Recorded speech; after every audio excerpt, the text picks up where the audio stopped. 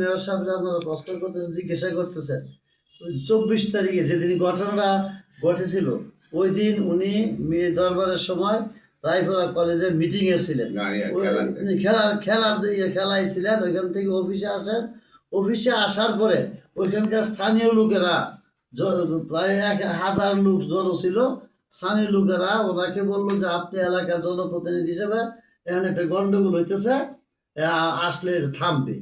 উনি একটা শান্তি শৃঙ্খলা রক্ষার স্বার্থে উনি সেখানে গেছেন। উনি তার আগে ওখানে দর্শন এসে না কি হয়েছে কিছুই জানেন না। উনি শুধু জানতেন যে এখানে ভাঙচুর, গন্ডগোল, দাঙ্গা হাঙ্গামা হইতেছে। ওই পরিস্থিতিকে শান্ত করা, আইন শৃঙ্খলা রক্ষার জন্য উনি এনে গেছেন।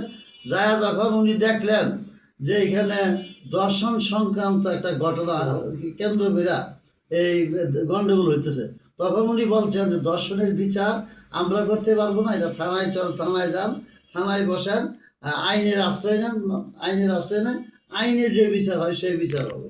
এটা বলে এই কথা বলে উনি সাথে সাথে ওইখান থেকে চলে আসছেন। এখন যেখানে দরবার হইল না, যেখানে ওনারা বসলেন না, সেখানে কিভাবে কথা আসে যে টাকা গাইছে, এই করছে সেই করছে, দরবারই হইল না, মিটিংই বসলো না, কোনো রায় হইল না।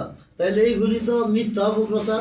তবে এখানে উনি দুইবারের মেয়র ছিলেন, অত্যন্ত জনপ্রিয় মেয়র। আগামী দিনে উনি নির্বাচন করবেন। প্রতিপক্ষরা তার বিরুদ্ধে কোনো সুযোগ পায় না।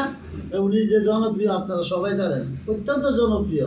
এবং উনি ন্যায় বিচারক, বিচারের জন্য ওনার সুনাম আছে সারা রায়পুরায় যে উনি একজন ন্যায় বিচারক, সত্যবাদী ন্যায় বিচারক।